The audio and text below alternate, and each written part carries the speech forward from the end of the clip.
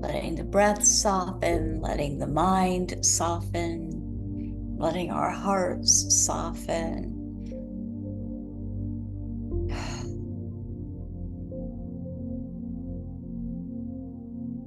Feeling the breath come through,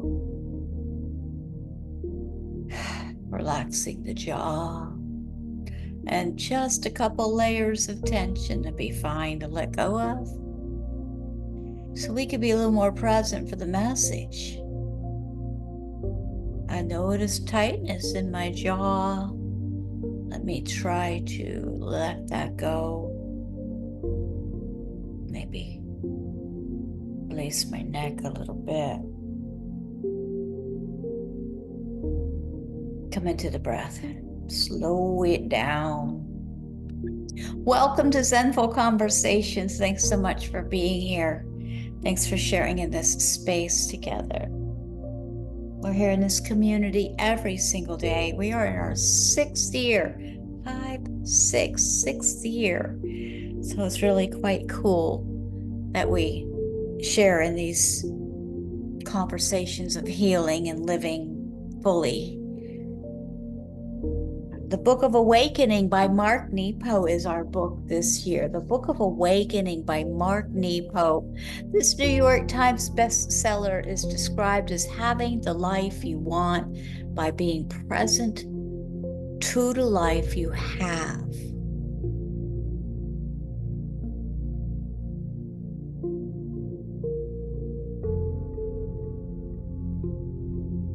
And the message we're offered for this day number 1904 is titled Self-Confidence. Let's take a breath. Self-confidence. Self-confidence. It may have nothing to do with me, but if a friend or a loved one is sad or angry, I can secretly wonder, what did I do? What can I do? What didn't I do it all better to begin with? Or why didn't I do it all better to begin with? Let me read that again. It may have nothing to do with me, but if a friend or a loved one is sad or angry, I can secretly wonder, what did I do? What can I do? Why didn't I do it all better to begin with? Oh, ouch. These have been resonating with me lately. Take a breath. Do you feel that at all? Let this message come in. I'm often surprised and humbled by how quickly in my insecurity I can begin to assume responsibility for all the wrongs and sufferings that I see around me. Oh, goodness, girlfriend. I am often surprised and humbled by how quickly in my insecurity I can begin to assume responsibility for all the wrongs and sufferings I see around me. When thrown off center, when old patterns return,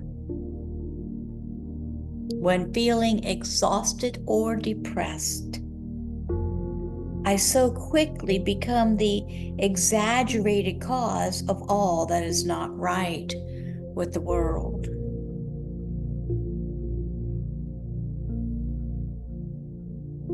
I know I am not alone in this. Perhaps it is one of the laws of emotional weather. Sudden lows result in isolated storms. It has happened to me enough over the years that I have to acknowledge the power of negative self-centeredness. We typically think of the ego-centered as being conceited and self-inflated and quite selfish. But this reoccurring struggle with exaggerated responsibility,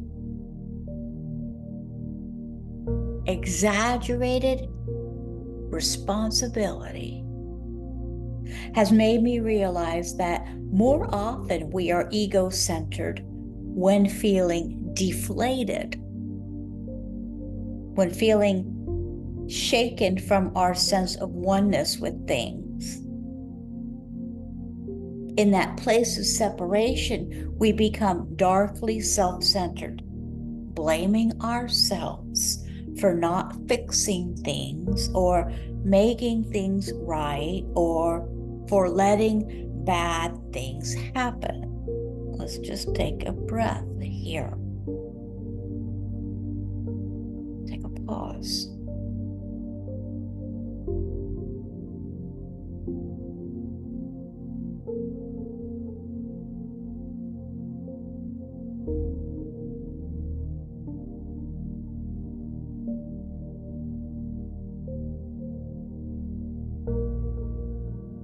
Underneath these self-recriminations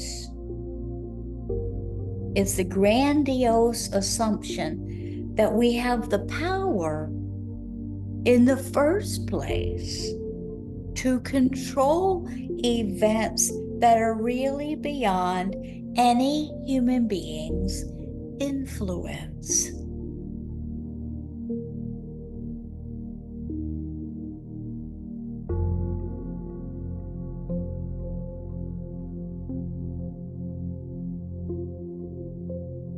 Certainly we affect each other, and often, but to assume that other people's inner moods hinge on my presence is an egocentric way to keep myself in cycle of sacrifice and guilt. Hold on, you. Hold on. Hold on. There you go.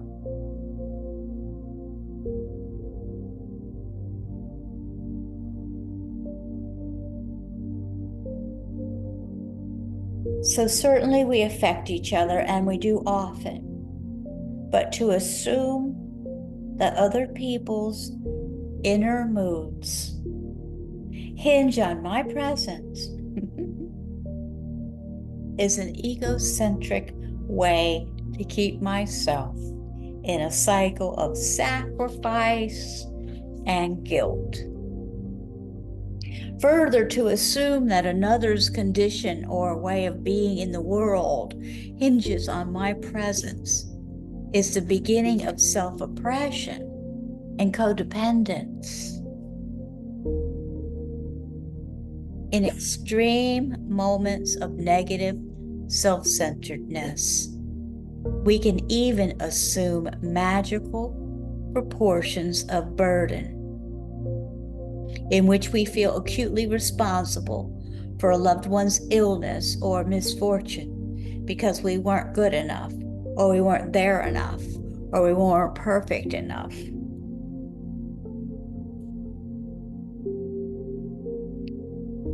It is helpful to note here psychologist Michael Mahoney's definition of self-confidence.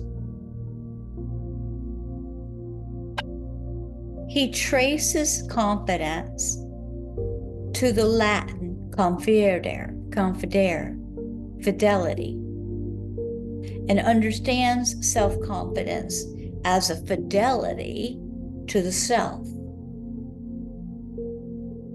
It is only a devotion to that sacred bottom beneath our moods of insecurity that brings us back in accord with the center of the heart, which shares the same living center with all beings. This is what the Hindu traditions call Atman, the shared immortal self.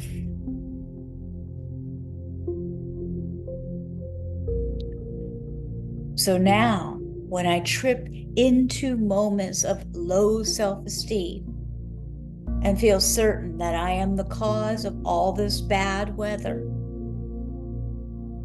I try to feel the pace of the earth turning beneath my feet and the pace of the clouds drifting over my head and the pace of my heart opening after a lifetime of pain.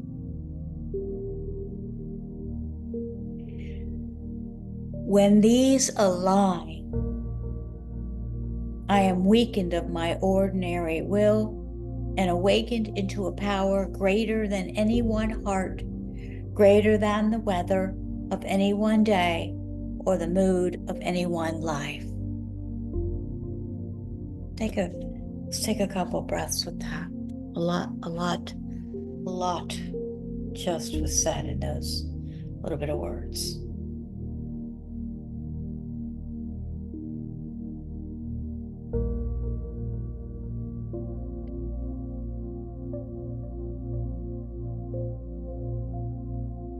Self-confidence.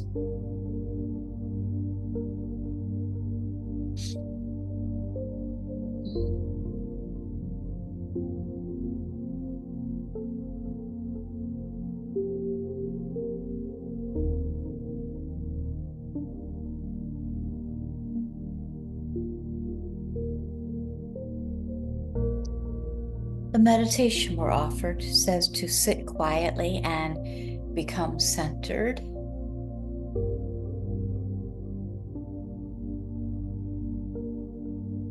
And now bring to mind the last time you felt a loved one's mood sink into your presence.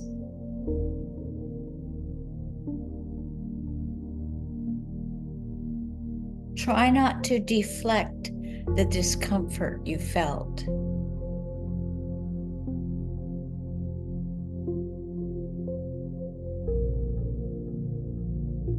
Try to let go of all your self-questioning. Try to breathe through to the calm you felt before bringing this to mind.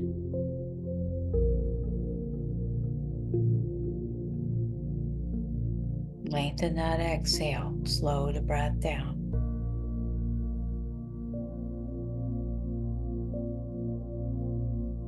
Breathe deeply and bring to mind the depth of heart you see in this person that makes you love them. And try to feel that love, the love that lives beneath all moods.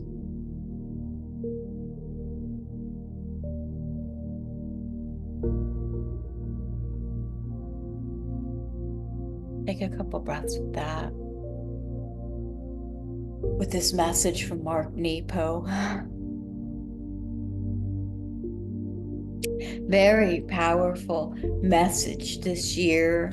Very powerful practice this year.